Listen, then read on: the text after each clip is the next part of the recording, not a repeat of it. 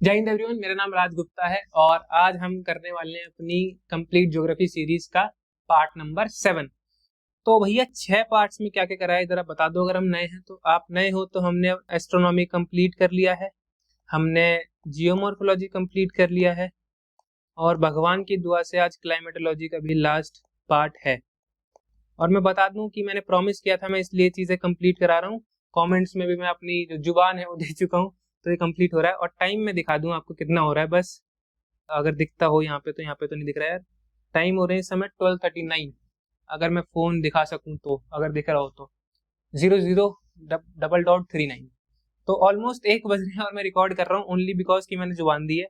और इम्पोर्टेंट भी है ये चीज कवर करना, वरना फिर दिवाली आ जाएगी और फिर नहीं हो पाएगा। और आज दिवाली है, ठीक है। So happy Diwali to all of you who are watching me, मतलब उसी दिन देख रहे हैं तो बहुत अच्छी बात है। तो क्या क्या करने वाले हैं हम वो देख लेते हैं। तो हम करने वाले हैं इसमें विंड्स के बारे में ही पढ़ेंगे सबसे पहले। तो local wind, seasonal wind, planetary wind, सारी चीजें कवर होंगी। उसके बाद साइक्लोन्स पढ़ेंगे, कैसे बनते हैं, क्या है क्या नहीं है, सारी चीजें। उसके बाद फिनोमिनास पढ़ेंगे हम, जैसे कि एल नीनो, ला नीना। और अब मैं अगर और भी इंपॉर्टेंट चीजों की बात करूं, Madden Julian oscillations, Indian Ocean dipole and how it all affects Indian monsoon. ये कैसे इफेक्ट करते हैं इंडियन मानसून के ऊपर, इनका क्या इम्पैक्ट होता है, ये सारी चीजें हम कवर करेंगे इसमें। तो बहुत इंपॉर्टेंट क्लास है ये। दो जितनी हो गई क्लाइमेटोलॉजी की, उसको अगर हम मिला भी देना तब भी इसकी इंपॉर्टेंस को कवर नहीं हो पाएगी।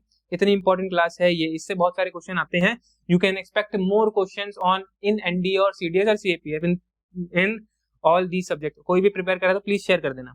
अब आते हैं अपने मेन लेक्चर पे। विंड्स की बात करते हैं सबसे पहले। तो विंड्स क्या होती है मैंने पहले ही बता रखा है आपको। एयर हम तब बोलते हैं जब स्टिल होते हैं सारी चीजें, बट अगर एयर मूव कर रही हो किसी डायरेक्शन में तो हम उसको विंड बोल देते हैं। तो air in motion is known as wind. अब दो तरीके से हो सकती है, या तो ये हॉरिजॉन्टली करेगी और या तो वर्टिकली करेगी, नीचे से ऊपर से नीचे। तो इस तरीके से, तो जब हॉरिजॉन्टली कर रही है तो विंड है, और जब वर्टिकली कर रही है तो क्या है, ये करंट्स हैं। तो देखो, vertical movement is known as air current and horizontal movement is known as wind. And this moves from high pressure to low pressure. मैंने पहले ही बताया था कि हाई प्रेशर से लो प्रेशर की तरफ एयर जो है मूव करती है। और ये चीज समझना इतना इंपॉर्टेंट है कि इस पे इंडियन जो मानसून है इसके बारे में जब पढ़ेंगे तो समझेंगे हम कि कैसे ये कंसेप्ट काम आएगा हमारे हाई प्रेशर से लो प्रेशर वाला। एल नीनो ला नीना में भी सेम चीजें अप्लाई होंगी, तो प्लीज ध्यान रखना है सारी चीजों का। Both winds and current form air circulation. बहुत मतलब विंड्स और करंट्स दोनों चीजें मिलके एयर करंट्स की बात हो रही है यहाँ पे, ओशनिक करंट्स की बात नहीं हो रही है, वो ओशनोग्राफी में होगी, ठीक है। तो दोनों चीजें अलग अलग हैं। अब कौन कौन से ऐसे फैक्टर्स हैं जो कि विंड्स को अफेक्ट करते हैं, मतलब कंट्रोल करते हैं। तो यहाँ पे दो चीजें हैं, प्रेशर ग्रेडियंट्स एंड विंड जो हम बात कर रहे हैं, और कोरियोलिस फोर्स। तो ये दो चीजें हैं, प्रेशर ग्रेडियंट और कोरियोलिस फोर्स। भैया प्रेशर ग्रेडियंट क्या होता है? प्रेशर ग्रेडियंट मतलब होता है कि जो दो आइसोबार्स होते हैं जो सेम लाइन के सेम प्लेसेस को जोड़ते हैं, जिनका प्रेशर सेम होता है। तो अगर वो जो लाइंस हैं वो पास पास में है, इसका मतलब क्या है कि प्रेशर ग्रेडियंट ज्यादा है। इसका मतलब क्या है, प्रेशर ग्रेडियंट ज्यादा है। और अगर वो दूर दूर है तो इसका मतलब प्रेशर ग्रेडियंट कम है। अगर मैं बात करूं कोरियोलिस फोर्स की, तो होती है due to rotation of the earth. होता क्या है, जब हम कोई भी चीज को गोल गोल घुमाते हैं ना, जैसे हम पत्थर को गोल गोल घुमाएंगे और पत्थर को ऐसे छोड़ेंगे तो इस डायरेक्शन में जाएगा, वो कुछ इस तरीके से मूवमेंट करता हुआ जाएगा, क्योंकि वो रोटेशन की वजह से उसके पास वो मूवमेंट आई है। तो विंड्स भी जब पूरे अर्थ को रोटेट करती हैं तो वो भी क्या होता है, नॉर्थ की डायरेक्शन में जब मूव कर रही है तो क्या होती है, राइट वर्ड्स मुड़ जाती है। और साउथ की साइड क्या होता है, वो लेफ्ट वर्ड्स मुड़ जाती है। अभी बता समझाऊंगा मैं आपको। देखो ये रहा, जैसे अगर ये नीचे साउथ की तरफ जा रही है तो ये एंटी क्लॉकवाइज मूव कर रही है, जैसे कि मैंने ये बताया था आपको। और नॉर्थ में जा रही है तो ये क्लॉकवाइज, मतलब राइट में मूव कर रही है, डिफ्लेक्शन टू राइट, क्लॉकवाइज भी बोल सकते हो। और इक्वेटर पे देयर इज नो डिफ्लेक्शन। समझ में आ गया? साउथ में जा रही है तो लेफ्ट में मूव कर रही है। अब आपके लिए पता नहीं लेफ्ट कौन सा है कौन सा नहीं है, मेरे लिए लेफ्ट ये है। और अगर नॉर्थ में जा रही है तो वो राइट वर्ड मूव कर रही है। याद रखना इस चीज को, आ सकता है क्वेश्चन, आ भी रखा है। क्लियर है? तो जो ग्रेडियंट होता है वो स्पीड के प्रोपोर्शनल होता है, is is proportional to speed. और एक प्रोपोर्शनल का साइन जो है, साइंस वालों को ज्यादा समझ में आ रहा होगा। तो टाइप्स ऑफ स्पीड की विंड की बात कर लेते हैं हम। कितने तरीके की विंड्स होती हैं? एक्चुअली बहुत सारी होती हैं, बट यहाँ पे हमें 3 पढ़नी है जो हमने पढ़ी है टेक्स्ट बुक्स में। तो प्लेनेटरी और परमानेंट विंड, सीजनल विंड, ये छोटा दिख रहा हुआ, आगे जाके इसे हम बड़ा करेंगे, एनलार्ज करेंगे। और ये थर्ड जो है लोकल विंड्स है।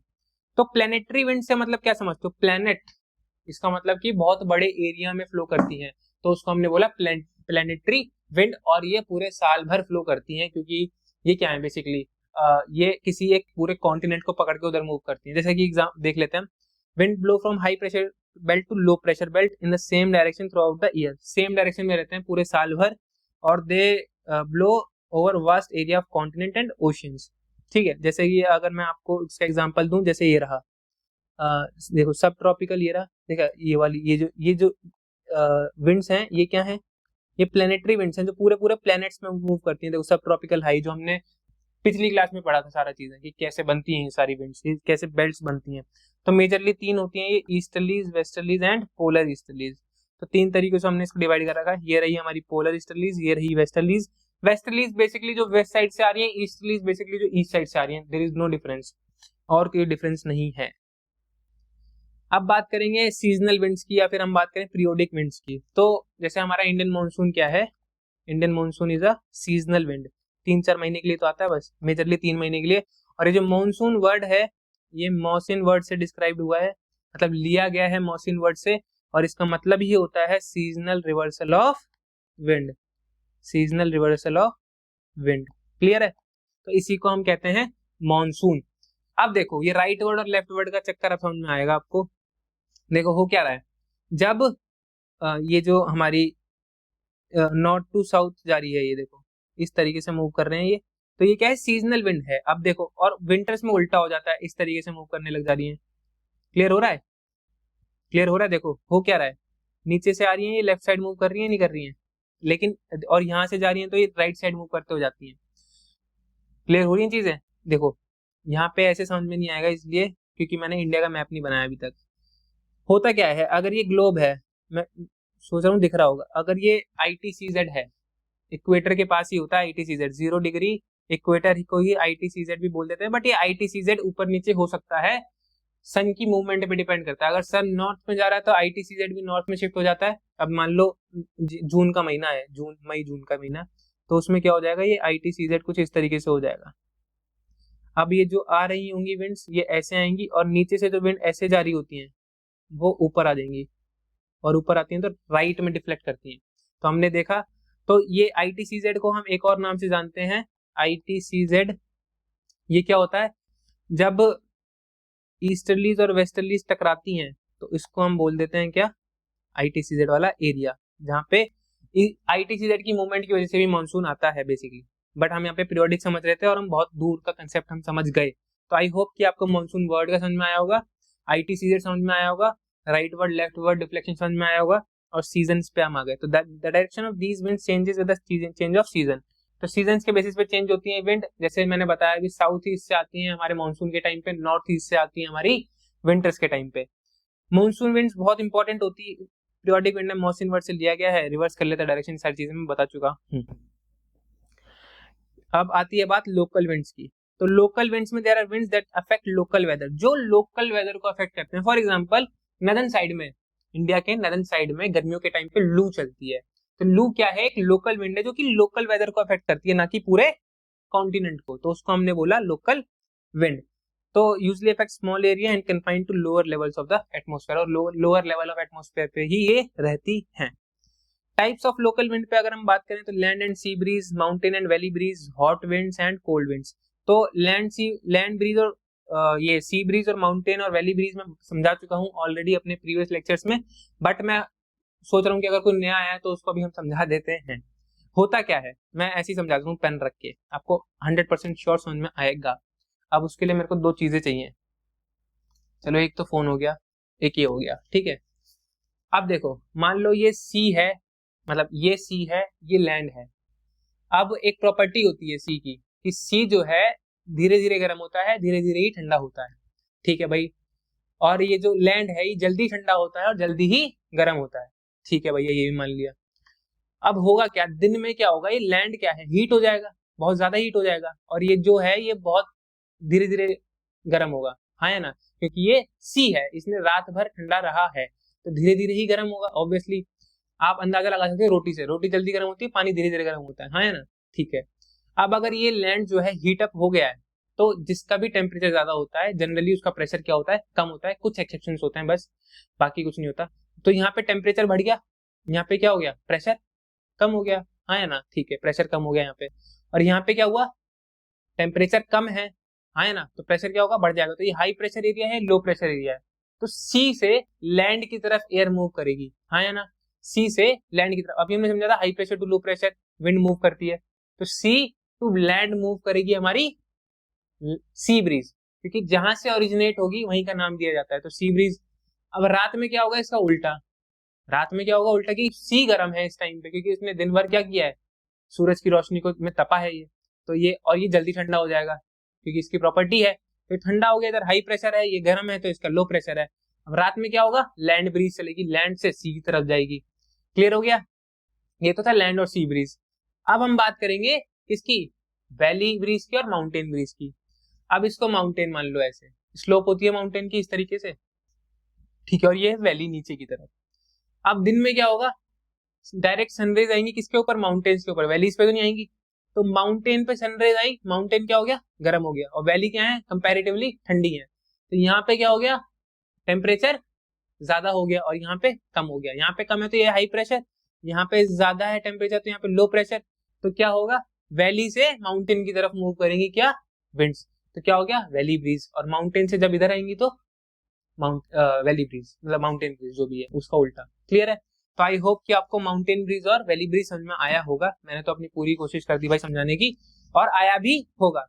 हॉट विंड्स और कोल्ड विंड्स की तो बात ऐसी है कि इनकी कैरेक्टरिस्टिक्स हैं, कि हॉट विंड क्या होगी, मॉइस्चर कैरी करेगी, गर्म होगी टेम्परेचर से, और कोल्ड विंड क्या होगी, ड्राई होगी, टेम्परेचर इनका कम होगा। तो इसकी अलग कहानी है जो हम पढ़ेंगे। हॉट विंड्स के देखें तो लू, फुआन, खामसीन, चिनूक, सिरोको और हरमतान, ये सारी क्या है, हॉट विंड्स हैं। कोल्ड विंड्स में आती हैं बुरान, बर्स्टर्स, बोरा, मिस्ट्राल, ब्लिजर्ड्स एंड पेम्परो। अगर मेरी फोटो आ रही है यहाँ पे तो आई एम रियली सॉरी यार, मैं पूरी वीडियो नहीं देख सकता एडिट करते टाइम भी, कि मैं हटा दूं या ट्रांसपेरेंसी कम कर दूं, क्योंकि बहुत बड़ी वीडियो हो जाती है। और PYQ सीरीज भी मैं बना रहा हूँ, तो 3-4 घंटे की वो भी आएगी, तो उसमें भी टाइम लगता है, तभी मेरे को इतनी रात में रिकॉर्ड करना पड़ता है, ठीक है, वरना सुबह भी कर सकते हैं। तो ये सारी लोकेशन देख लो एक बार। चिनूक USA में है, सेंटा आना मैक्सिको में है, ब्लिजर्ड USA में है, ठंडी है। टेम्पेरो आपकी इस तरफ है, अर्जेंटीना की साइड। जोंडा आपका ये उरुग्वे वाले एरिया में है, पैराग्वे उरुग्वे वाले में, चेक कर लेना कहाँ पे है, वहीं कहीं आसपास। हरमतान है आपके ये डायमंड कोस्ट की साइड, ठीक है। सिरोको है आपकी इस तरफ मेडिटेरेनियन सी की साइड। मिस्ट्राल है ये रही, फुआन ये रही, बोरा ये रही आपकी रशिया की साइड है, काराबुरान, बुरान, ठीक है। लू आपका नॉर्थ इंडिया में दिख रहा है, बस्टर्स आपको ऑस्ट्रेलिया और न्यूजीलैंड वाले एरिया में दिख रहे हैं। क्लियर है, आगे बढ़े, ओके जी। एयर मास पे चलते हैं अब। तो एयर मास का तो कुछ ऐसा है कि एयर मास एक बहुत बड़ा मतलब एक तरीके से क्लाउड होता है, जिसकी एक अपनी खुद की कैरेक्टरिस्टिक्स होती हैं, तो हम उसको बोलते हैं एयर मास। और ये कैरेक्टरिस्टिक्स आती कैसे हैं, कैसे आती है बताओ जरा, कोशिश करो कैसे आएंगी। अब मान लो बहुत बड़ा जो क्लाउड है वो किसी एक बहुत बड़े सरफेस में मूव कर रहा है, तो होता क्या है, इस सरफेस की जो क्वालिटी है ये इस एयर मास में आ जाएगी, और उसी को हम बोल देते हैं एयर मासफेयर, क्योंकि उसकी एक पर्टिकुलर डेफिनाइट कैरेक्टरिस्टिक्स हो जाती हैं। तो air mass in meteorology is a large body of air having nearly uniform conditions of temperature and humidity at any given level of altitude. Clear है, तो यहाँ पे मैंने देख रखे हैं सोर्स रीजन दे रखे हैं, जैसे यहाँ पे मैरीटाइम ट्रॉपिकल है, मैरीटाइम मतलब पानी, ट्रॉपिकल मतलब ट्रॉपिकल रीजन की बात हो रही है। यहाँ पे भी मैरीटाइम, और यहाँ पे मैरीटाइम पोलर है, यहाँ पे टेरेस्ट्रियल पोलर है, मतलब लैंड आ गया। यहाँ पे कंटिनेंटल, यहाँ पे कंटिनेंटल ट्रॉपिकल है। तो आपको ये मैप पढ़ना सिखा रहा हूँ बेसिकली मैं, कैसे पढ़ते हैं। तो अगर आपसे पूछा जाए कि ये बताओ ये कौन सा एयर मास है, तो आपको पता है कि ये मरीन ट्रॉपिकल है, मरीन ट्रॉपिकल पानी में है और ट्रॉपिकल रीजन में है। और अगर मैं बात करूं सीटी की, सीटी क्या है, कंटिनेंटल ट्रॉपिकल हो जाएगा। सीपी क्या हो जाएगा, कंटिनेंटल पोलर हो जाएगा। एमपी क्या हो जाएगा, मरीन पोलर हो जाएगा। क्लियर हो रहा है ये सारी चीजें भाई, मैं आपको कंसेप्ट समझाने बैठा हूँ, मैं रटवाने नहीं बैठा। और आई डोंट वांट कि आप ज्योग्राफी कभी भी रटो। अगर किसी भी एस्पिरेंट के मन में आ गया कि मैं ज्योग्राफी रट के कर सकता हूँ, तो वो कभी भी ज्योग्राफी में फुल मार्क्स नहीं ला सकता, ये चीज याद रखना। मैं पॉलिटी में भी सेम चीज कहता हूँ, मैं इकोनॉमिक्स में भी सेम चीज कहता हूँ, मैं एनवायरमेंट में भी सेम चीज कहता हूँ।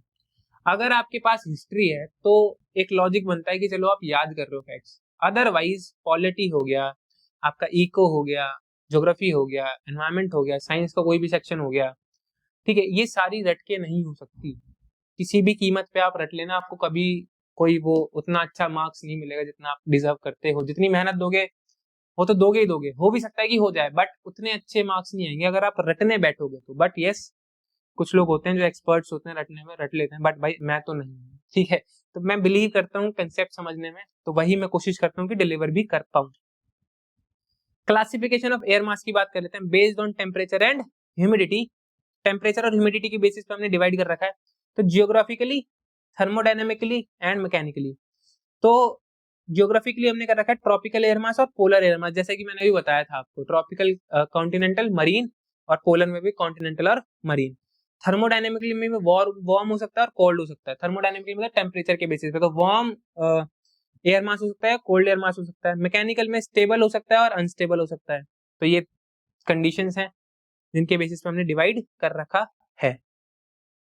ओके जी, सोर्स रीजन पे आते हैं। मैंने बताया था आपको, जब एयर मास किसी सोर्स रीजन पे है तो उसकी कैरेक्टरिस्टिक्स ये एयर मास ले लेता है।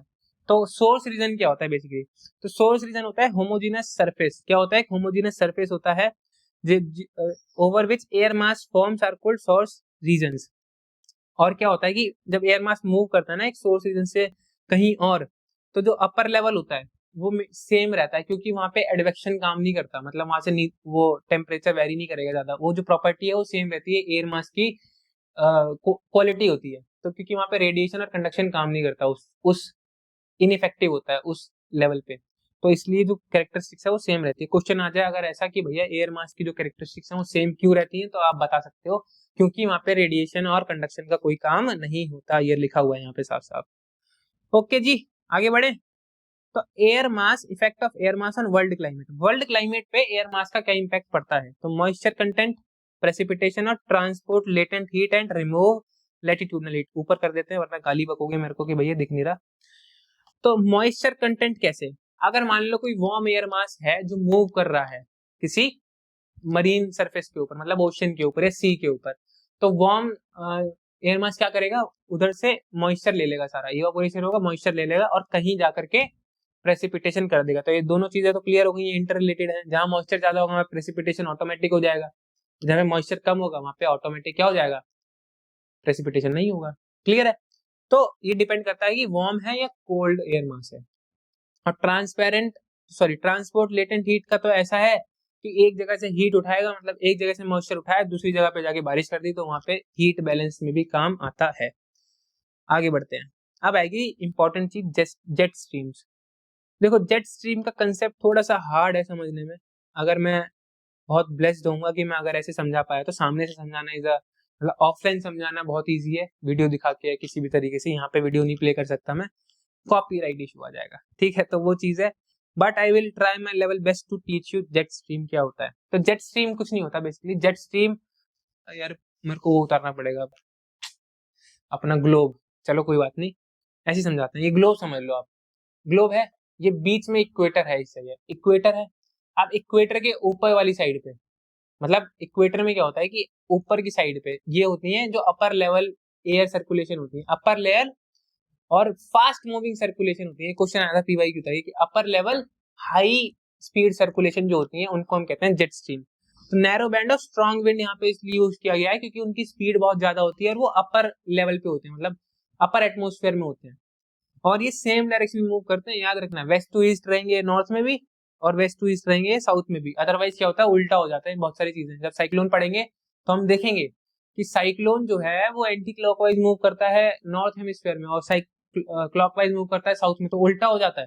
बट इस केस में जेट स्ट्रीम क्या है, दोनों में सेम तरीके से मूव करती है, west to east and west to east, there is no difference. Upper atmosphere में होती है, वेस्ट टू ईस्ट मूव करती है, often shift to north and south, south और नॉर्थ में शिफ्ट होती रहती है due to the movement of sun. Strongest होती है विंटर में, दोनों ही जगह पे, नॉर्थ में भी और साउथ में भी। लेकिन नॉर्थ में विंटर होती है आपकी अप्रैल में शुरू हो जाती है, अप्रैल मई जून जुलाई अगस्त ऐसे, और साउथ में विंटर्स होती हैं आपकी, सॉरी विंटर्स बोला है ना, समर क्यों लिख दिया मैंने ठीक है। तो विंटर्स होती हैं हमारी नवंबर से, नवंबर में भी शुरू नहीं होती है, अब तो यार नवंबर ही चल रहा है एक तरीके से, और हम देखो टी शर्ट में घूम रहे हैं।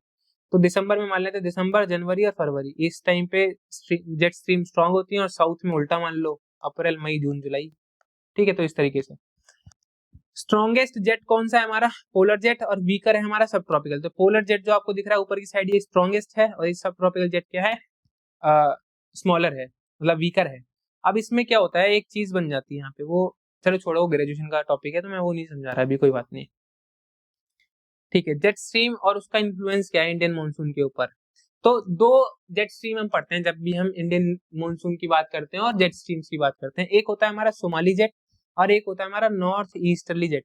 देखो रीडिंग करने से अच्छा है कि मैं पहले ही आपको इस डायग्राम से समझा दूं, अगर आपको दिख रहा हो तो, ना दिख रहा हो तो भैया जूम कर देंगे, अब दिख रहा होगा, ठीक है।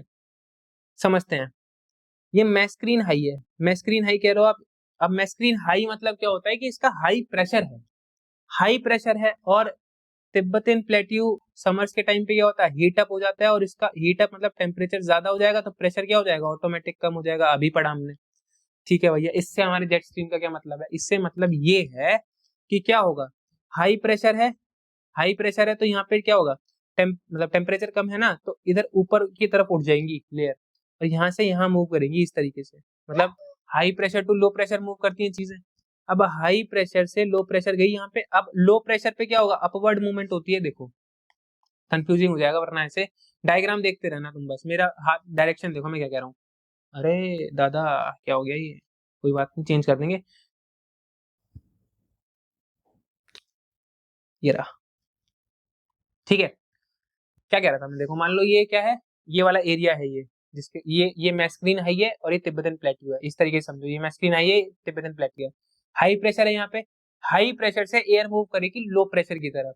अब जहां पे भी लो प्रेशर होता है वहां पे क्या होता है, एयर ऊपर की तरफ मूव करती है, तो ये एयर क्या होगी, ऊपर की तरफ मूव कर गई।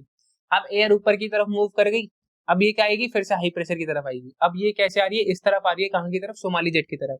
अब जब ये इस तरफ आएगी और ये ऊपर जाके इस तरफ आ रही है, इसका मतलब हाई स्पीड से आ रही है और अपर एटमोस्फेयर से आ रही है, इसका मतलब क्या है, ये ट्रॉपिकल ईस्टर्ली जेट, आपको ये दिख रहा है, क्लियर है।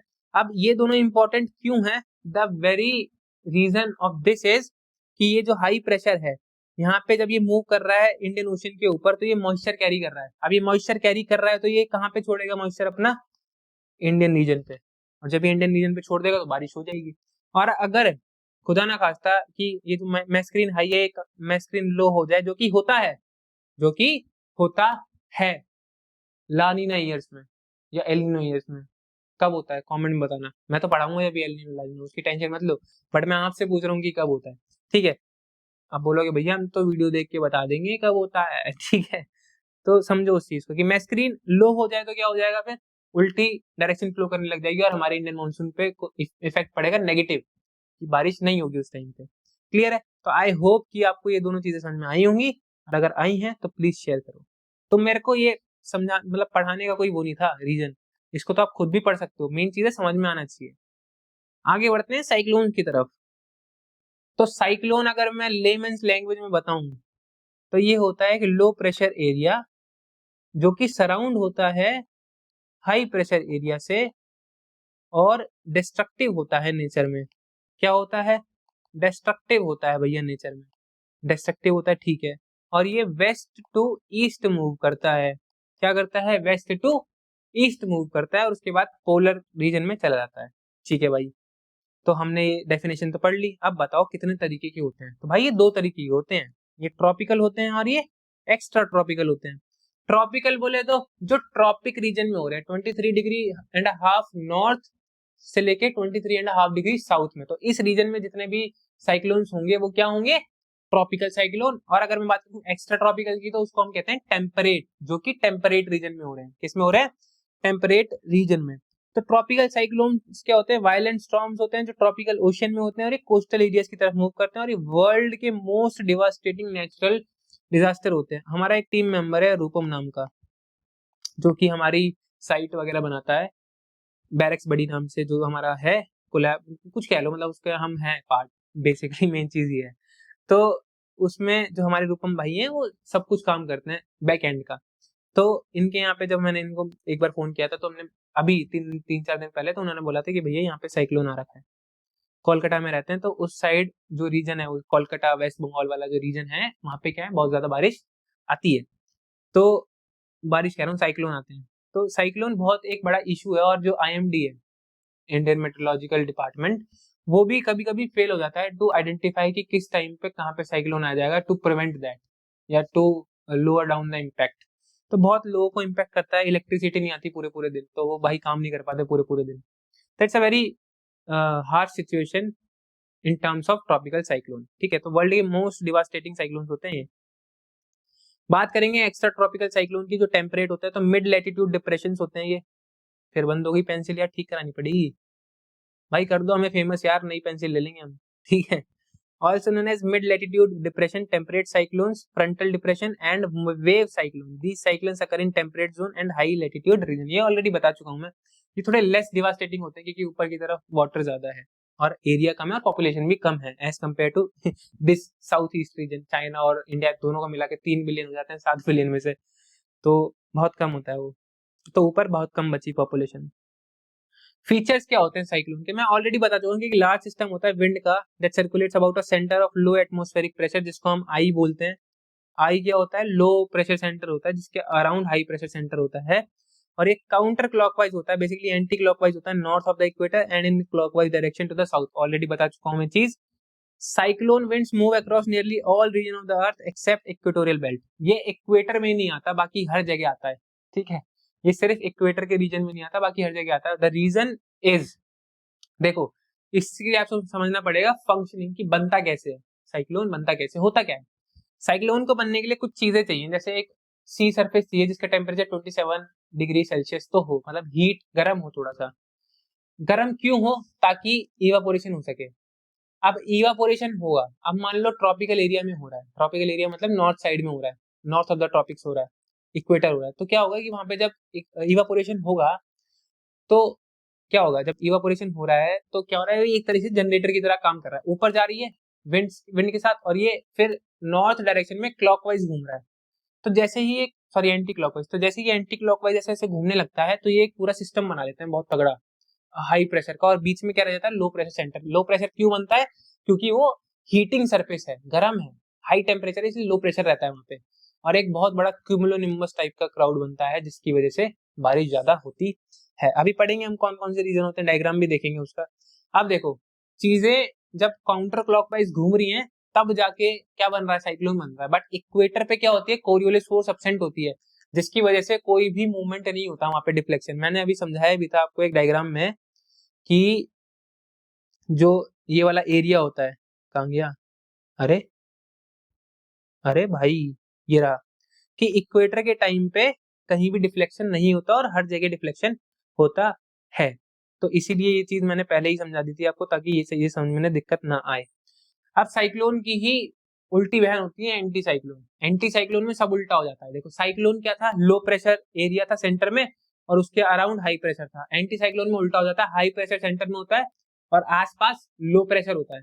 एक और चीज उल्टी होती है कि नॉर्थ में जैसे जैसे साइक्लोन नॉर्थ में कैसा होता है, काउंटर क्लॉकवाइज, लेकिन एंटी साइक्लोन नॉर्थ में क्लॉकवाइज होता है। देखो समझ लिख के बताया तो भाई, लिख लेना, बहुत जरूरी चीज है ये, साइक्लोन और एंटी साइक्लोन लिख लेना यार इसको ध्यान से, वरना कंफ्यूज हो जाओगे। नॉर्थ साउथ ये समझ में आ गया, लो प्रेशर एरिया होता है सेंटर में, उसका हाई प्रेशर एरिया होता है, लिखने की जरूरत नहीं होनी चाहिए, ये सेंटर की बात हो रही है। अब नॉर्थ में साइक्लोन कैसा घूमता है, काउंटर क्लॉकवाइज, सीसी लिख देता हूं, और ये क्लॉकवाइज। साउथ में साइक्लोन कैसा घूमता है, क्लॉकवाइज, और ये एंटी क्लॉकवाइज, मतलब काउंटर क्लॉकवाइज मान लो, कुछ भी मान लो, जैसी इच्छा हो वैसा कर लो। ठीक है, तो समझ में आ गई ये चीज, तो ये लिख लेना है, स्क्रीनशॉट ले लेना है, इसका बहुत जरूरी है ये चीज, क्लियर है। और जो फ्यूल होता है मैंने बता दिया, जनरेटर की तरह काम करता है। क्या, जो ट्रांसफर ऑफ वाटर वेपर होता है हीट की वजह से, जो हीटिंग सरफेस है उसकी वजह से वेपर ऊपर जाते हैं और वो एक हीटर की मतलब जनरेटर की तरह काम करता है फॉर द साइक्लोन, एनर्जी उसे वहीं से मिलती है। और अगर जो साइक्लोन है वो एक टेरेस्ट्रियल रीजन पे आ जाए, मतलब लैंड पे आ जाए, तो वो गायब हो जाता है, क्योंकि सोर्स ऑफ एनर्जी नहीं रहता कुछ भी, क्योंकि सी है ना सोर्स ऑफ एनर्जी, तो जैसे ही वो आएगा लैंड पे वो खत्म हो जाएगा। तो ये चीज है, लेकिन बहुत ज्यादा डिस्ट्रक्शन वो कर चुका होता है ऑलरेडी, क्लियर है। Conditions ideal for the formation of cyclone, formation of cyclone के लिए कौन सी कंडीशन सही है। Sufficiently warm sea surface temperature higher than 27 degree, मैं ऑलरेडी बता चुका, ह्यूमिडिटी होनी चाहिए, प्रपोज समझा चुका, एटमॉस्फेरिक इंस्टेबिलिटी होनी चाहिए, इंस्टेबिलिटी मतलब समझते हो कि हल्की हल्की हवा चलनी चाहिए, ज्यादा नहीं चलनी चाहिए, तो वो है। कोरिलेस फोर्स होनी चाहिए to develop a low pressure centre. Coriolis force नहीं होगी तो जो एयर है वो मूव ही नहीं करेगी राइट वर्ड डायरेक्शन में, तो कोई फायदा नहीं होता इसका।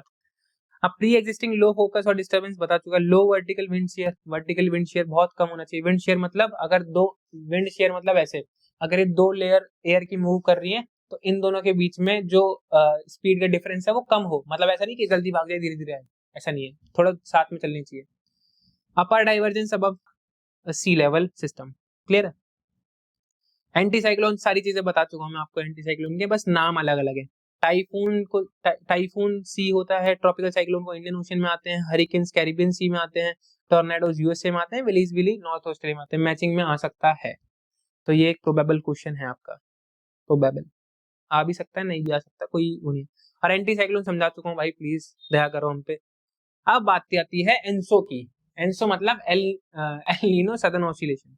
तो इसमें दोनों ही चीजें हम कर लेंगे। El Nino and La Nina comprises ENSO, describes temperature fluctuation between the ocean and atmosphere in the east central and equatorial Pacific. तो बेसिकली पैसिफिक में और जो हमारा रीजन है उसमें जो टेम्परेचर का डिफरेंशिएशन होता है उसको हम कहते हैं क्या, एल नीनो वाला और ला नीना वाला जो एनसो होता है मिला के बनता है, ठीक है। अब समझते हैं डायग्राम में, देखो मैं जूम आउट कर रहा हूँ थोड़ा सा, जूम इन जो भी कहते हैं इसे। एल नीनो समझते हैं पहले, है ना। तो नॉर्मल ईयर में क्या होता है समझ लेते हैं। नॉर्मल ईयर में क्या होता है, जो ईस्ट ट्रॉपिकल रीजन है, ये जो ईस्ट ट्रॉपिकल रीजन है, देख रहे हो 1 बजे भी बाइक चल रही है मेरी गली में, समझ सकते हो।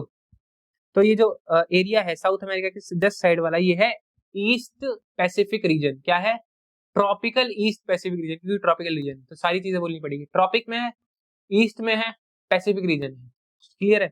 अब ये क्या है, कोल्ड है, कोल्ड है, हाँ या ना, चलो मान लिया कोल्ड है। अब ये कोल्ड रीजन की वजह से क्या होगा, टेम्परेचर कम होगा, हाँ या ना, प्रेशर क्या होगा, ज्यादा होगा, क्योंकि टेम्परेचर कम है, ठीक है। अब इसकी वजह से क्या होगा कि इस डायरेक्शन में मूव करेंगी ये चीज, हाँ या ना। और यहाँ पे क्या है, ये वाला एरिया क्या है, गर्म है, क्या है, गर्म है। अब अगर ये गर्म है तो मैंने बताया था गर्म चीज के ऊपर हमेशा भाप ऊपर उठती है, तो ये भाप ऊपर उठी, कंडेंस हुआ, क्लाउड बना, बारिश हो गई, समझ रहे हो। तो नॉर्मल ईयर में क्या होगा, ऑस्ट्रेलिया में भी ठीक ठाक बारिश होगी और इंडिया में भी ठीक ठाक बारिश होगी, नॉर्मल बारिश होगी, क्या होगी, नॉर्मल बारिश होगी। But in the case of El Nino, El Nino में क्या होता है, ये जो पानी है ये इस तरफ आ जाता है, जिसकी वजह से जो ट्रॉपिकल ईस्टर्न पैसिफिक रीजन है वो क्या हो जाता है, गर्म, गर्म हो जाएगा, तो प्रेशर क्या हो जाएगा, कम हो जाएगा, क्या हो जाएगा, कम हो जाएगा। जिसकी वजह से होगा क्या, जिसकी वजह से होगा, अब टेम्परेचर ज्यादा है, प्रेशर यहाँ पे कम है, और यहाँ पे कंपैरेटिवली क्या है, टेम्परेचर कम है और प्रेशर ज्यादा है। तो विंड्स इस तरफ मूव करेंगी, तो पानी भी कहाँ चला जाएगा, इसी तरफ चला जाएगा सारा। विंड्स के साथ साथ पानी भी मूव करेगा थोड़ा थोड़ा। अब वो मूव करता जाता है तो यहाँ पे आ जाता है। अब पानी, गर्म पानी यहाँ पे है, गर्म पानी जहाँ पे होगा वहां पे वाटर वेपर ऊपर उठेंगे, बारिश कर देंगे, तो बारिश कहाँ पे होगी, साउथ अमेरिका में होगी, और सूखा पड़ेगा कहाँ पे, इंडिया में। तो मैंने क्या बताया था कि एल नीनो रीजन में क्या होता है, सूखा पड़ता है इन इंडिया, ऑस्ट्रेलिया, इंडोनेशिया, ये सारे रीजन में, क्योंकि बारिश कम हो रही है, ओवर बारिश हो रही है साउथ अमेरिका में, तो साउथ अमेरिका में फ्लड्स आ रहे हैं और इंडिया में बारिश कम हो रही है, ड्रॉट्स पड़ रहे हैं, क्लियर है। अब इसका उल्टा कर दो लानिना में, कि बहुत ज्यादा गर्म पानी आ गया है कहाँ पे, ऑस्ट्रेलिया साइड पे, बहुत ज्यादा गर्म पानी आ गया है। तो अगर गर्म पानी यहाँ पे ज्यादा हो गया है तो क्या होगा, भाप बनेगी ऊपर, बरस जाएगी नीचे, यहीं बरस जाएगी। अब देखो इंडिया से कोरिलेट अगर मैं इसे करूं तो उसके लिए मेरे को चाहिए इंडिया का मैप। इंडिया का मैप है, ये रहा, देखो। अब मैं कोरिलेट करके बताता हूँ, ये रहा, ठीक है। अब देखो ये ऑस्ट्रेलिया है, अगर यहाँ पे हम एल नीनो वाली कंडीशन मानते हैं कि ठंडा है यहाँ पे, अगर यहाँ पे ठंडा है तो प्रेशर क्या है यहाँ पे, अगर यहाँ पे टेम्परेचर कम है तो प्रेशर क्या होगा, ज्यादा होगा। तो यहाँ से यहाँ मूव करेगी, यहाँ से यहाँ मूव करेगी क्या, विंड्स। अब यहाँ से यहाँ मूव कर गई, ठीक है, हाँ है ना, देखो यहाँ से यहाँ मूव कर गई है। ये तो खैर गलत दिखा रखा है डायग्राम, ये डायग्राम क्या है, गलत दिखा रखा है, क्योंकि ये डायग्राम बना रखा है हमने इंडियन ओशन डाइपोल के लिए, लेकिन मैं इसमें क्या समझाने वाला हूँ आपको, उसके लिए डायग्राम बना लूंगा मैं, अगले पीवाईक्यू वाला सेक्शन आएगा ना तब डायग्राम बना के समझा दूंगा, क्योंकि उधर पेज छोड़ रखा मैंने, ठीक है। तो उसके लिए वेट करो कि मैं कैसे एल नीनो लानिना को इंडियन मॉनसून के कंटेक्स्ट में बताता हूँ। वैसे तो समझ में आ गया होगा आपको कि टेम्परेचर का खेल है सारा, टेम्परेचर फ्लक्चुएशन की वजह से। अगर साउथ अमेरिका की तरफ गर्म पानी है जो कि विंड्स की वजह से होगा, वो वहां पे बारिश हो जाएगी। अगर ऑस्ट्रेलिया की साइड है तो ऑस्ट्रेलिया में बारिश हो जाएगी। मतलब जो भी कंडीशन ऑस्ट्रेलिया में होगी वही इंडिया में होगी, वही इंडोनेशिया में होगी, और जो कंडीशन साउथ अमेरिका में है उसका अपोजिट होता है हमेशा, याद रखना इस चीज को। और एल नीनो में कम बारिश होती है, ला नीना में ज्यादा बारिश होती है। This year is the third continue year of La Nina, मतलब इंडिया में ज्यादा बारिश हुई थी इस साल भी। ओके, इंडियन ओशन डाइपोल की बात करते हैं। अब इंडियन ओशन डाइपोल का मतलब है कि इंडियन नीनो कहते हैं इसे। क्या कहते हैं? Indian Nino. Irregular oscillation of sea surface temperature. अगर पॉजिटिव है, अब इसको तीन तरीके से नापते हैं, पॉजिटिव, न्यूट्रल एंड नेगेटिव। अगर पॉजिटिव फेज चल रहा है तो greater than average sea surface temperature होगा। अगर greater than sea surface temperature होगा तो यहाँ पे मॉइस्चर ज्यादा कलेक्ट होगा और ज्यादा बारिश होगी। तो पॉजिटिव इंडियन ओशन डाइपोल में क्या होता है? बारिश ज्यादा होती है, मतलब रेनफॉल ज्यादा होता है। नेगेटिव इंडियन ओशन डाइपोल में क्या होगा? रेनफॉल कम होता है। न्यूट्रल में सेम रहता है। तो ये सारी चीजें हैं, बस टेम्परेचर का खेल है। देखो टेम्परेचर मैंने यहाँ पे समझा चुका हूं आपको। अगर इंडियन ओशन डाइपोल पॉजिटिव है, इसका मतलब जो इंडियन ओशन का टेम्परेचर है वो ज्यादा है। इसका मतलब क्या है? वहां का टेम्परेचर ज्यादा है, तो क्या होगी? बारिश ऑटोमेटिकली ज्यादा हो जाएगी और वहां पे कम रहेगी। ये सीन है सारा। अब यहाँ पे मैंने बता दिया आपको सबका फिनोमेना एकदम से जोड़ करके कि वेदर फिनोमेना क्या है और इफेक्ट क्या हो रहा है। अगर एल नीनो है तो एवरेज बिलो एवरेज होगी। यहाँ पे एवरेज मान लेते हैं हम 100, कि भैया 100 सेंटीमीटर तो बारिश हो रही है, एवरेज नॉर्मल है ये।